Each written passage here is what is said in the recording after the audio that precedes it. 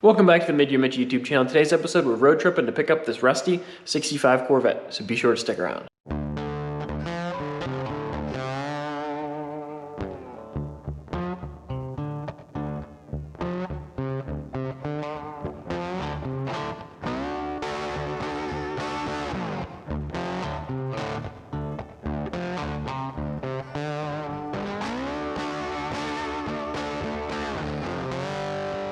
This is a 65 Corvette air-conditioned convertible, and it is blue on blue, which is pretty cool.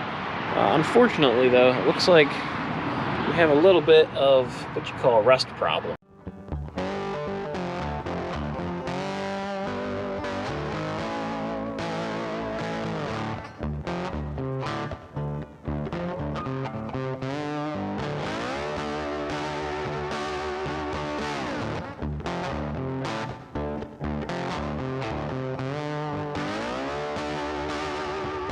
So I've got the old Junkyard dog sitting here in the garage, and it is definitely a packed house in here. So we've got to do some rearranging to make this thing fit. But I guess before I talk about what I want to do to this car, let's discuss the situation we're working with. Facts, Hercule. Facts. Nothing matters but the facts. Without them, the science of criminal investigation is nothing more than a guessing game. You listen to me, Hercule, and you will learn something. Now then, the facts in this case are... This is a 65 blue on blue air-conditioned convertible from Texas. Fact. The rear clip is completely separated from the birdcage. Fact. The rear storage compartment is cut out of the car. Fact. The back end is completely smashed off the back. Fact. It's completely missing the driver's side rocker. Fact. The windshield is completely Swiss cheese. Fact. Still has the factory seat belt. Capper, you fool, you've broken my pointing stick. I got nothing to point with now. Now then, Hercule, what is the inescapable conclusion? This Corvette is a parts car. What? You idiot? Impossible. But it is junk. No, I suppose not. No, of course not. So all I did was remove the jig that went across there, the sidebar, and that one screw. And the back end is completely free. So yeah, this screw was the only thing tying it together. So don't be mad at, me for killing this thing, because, well, she's already dead. It's gonna get worse before it gets better, but it will get better. So don't you worry. It'll be fine, hopefully. So I guess now I'll take all these coupe decks, which there's a lot of coupe parts over there. Take all those off, take all the pieces that are out of the rear tub on the top, and throw this tub on top, stack all the coupe stuff back on top, put all the stuff that was inside this one, throw this rear floor in there, and then we'll figure out what to do with this guy. Pretty soon we'll have space. This car is gonna need a little bit of birdcage work in the rockers.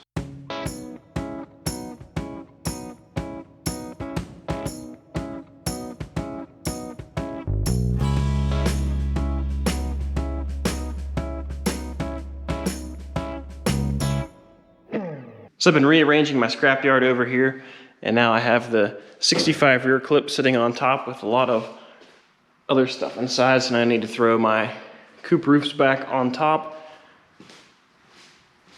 I also decided to take the windshield out of this thing, one, because it's cracked, and two, it adds a good bit of weight. Surprisingly, this side looks pretty good. The driver's side's pretty good. The passenger side, I'm pretty sure I could snap it in half probably here, and I could just rip this piece off. There's not much holding this side on. I'm debating whether or not I should remove the floor from this thing as well and set that aside. That way it doesn't get damaged any further.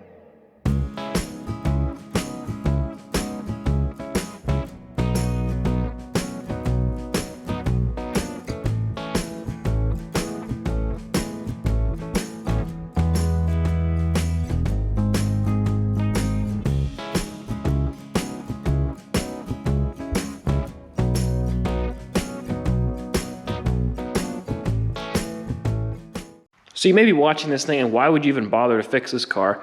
There's a lot of rust in the hinge pillar. The windshield area is really rusty. But when you think about it, this car is in about the same state. The windshield's more rotten, but it's not much worse than how this car started. These two are actually very similar in how they started. They were both from junkyards. This one had a front end on it that was all smashed. The back end was cut off. Very similar to this car.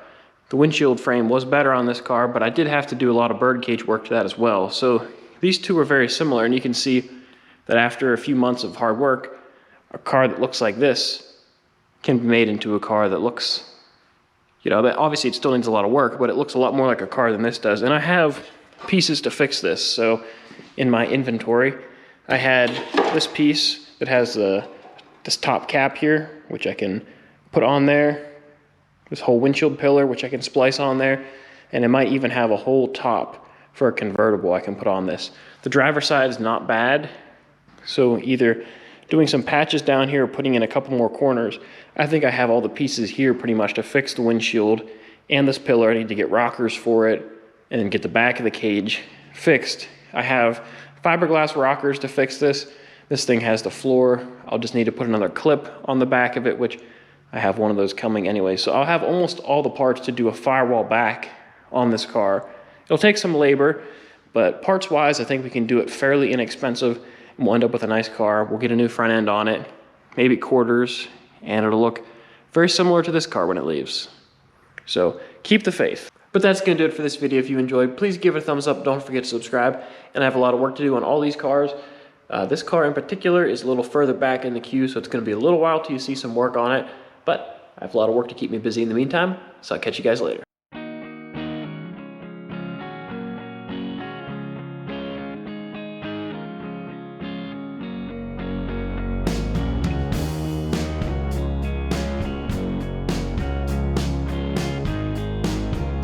So I got a large assortment of parts here that I picked up, and I was originally planning to go to Massachusetts to pick up these floor pan pieces, and then I started stringing some other things together. So I was on eBay just doing one of my random searches, and I found this cow, which was for sale from Iron Trap Garage, and I hit the watch button because I watched those guys on YouTube, and I thought, let's just see what happens with this thing. So apparently whenever you hit the watch button, it alerts somebody that you watched it, and they can send you an offer. So they sent me an offer, and I said, I really don't need a Model A Ford cow, but I'm not going to accept the offer. I'll counter them, and I'll make them a counter offer that they probably won't accept. And well, they accepted it. So on my way to pick up the floor pan, I made a detour to Iron Trap Garage, picked this guy up. Those guys are really cool, by the way. I'll talk more about this later.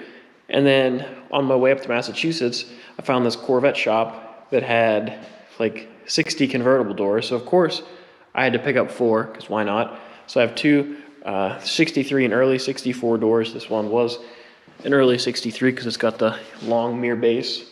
But I wanted to get some doors with the pads in case I need to fix some coupe doors, which I need to fix that coupe door. And then I got a set of 65 and 6 doors here to replace or to repair another car. So I have these guys. Then I went up to Massachusetts, got this rear floor section, the front floor, that these 2 brand new pieces of fiberglass that looks like they were installed on a car, but they were never painted. So I'm not sure what happened with those guys. I'll probably sell those.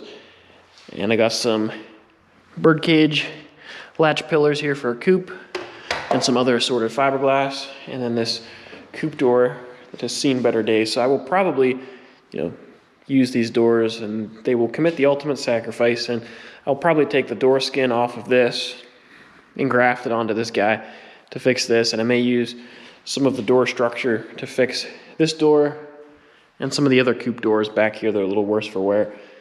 So that's why I got those doors, and I'll have extra vent window hardware for the doors over there that are missing a couple odds and ends. So these doors will be good to have around to fix another convertible in the future. And then back to this guy. So I know what you're thinking. You're like, this is a Corvette YouTube channel. We've got all these Corvettes everywhere you look.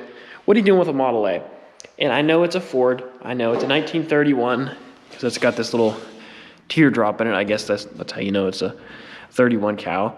I don't know if that was for fuel or what this was for. I really don't know a lot about it other than it came from a large purchase from Texas, and I ended up buying it. But I've always wanted to build a 31 Model A Ford